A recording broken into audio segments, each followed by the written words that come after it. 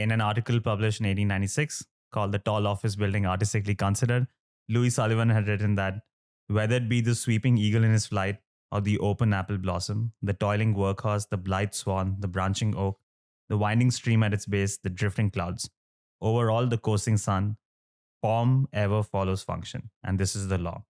Where function does not change, form does not change.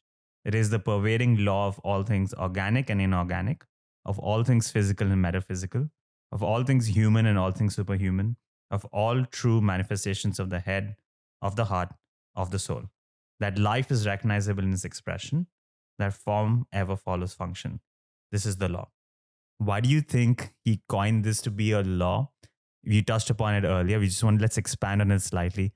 Do you think it was because form is, to a certain extent, so subjective? It's a subjective experience that what your idea of good form might be very different from someone else's idea. Or let's say a way of rephrasing this question is, it's much easier to derive the objective function of the purpose of a structure rather than the objective form.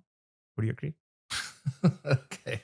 I mean, first of all, this is great. You really should come teach my architectural history class. No, not at all. So, I mean, it's so, what do we say about Louis Sullivan?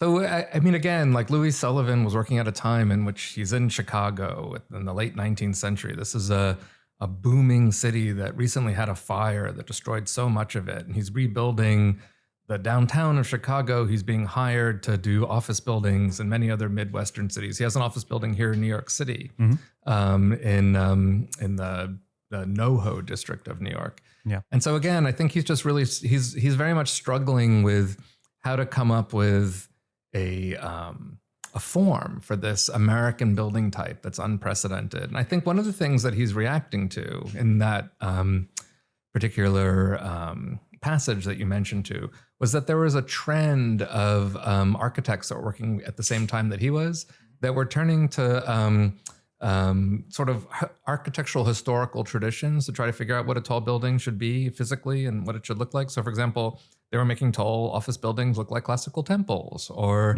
there were architects in Chicago that were making tall classical buildings tall office buildings look like, invoked like Gothic cathedrals. Yeah. And so I think he was very much rejecting that kind of historicism and trying to figure out based upon the ideas of Viollet-le-Duc that you mentioned, he's trying to figure out where does style come from? How do you make a new style? And so for him, based upon, his idea was to base buildings upon natural laws, right? Just as we were talking about earlier. If you're asking me what I think about that, I think we're probably going to talk about this in a minute, but I think an architect who believes that their buildings are based upon natural law is in some kind of error. they should rethink how they're imagining their working process or what it is that they're doing.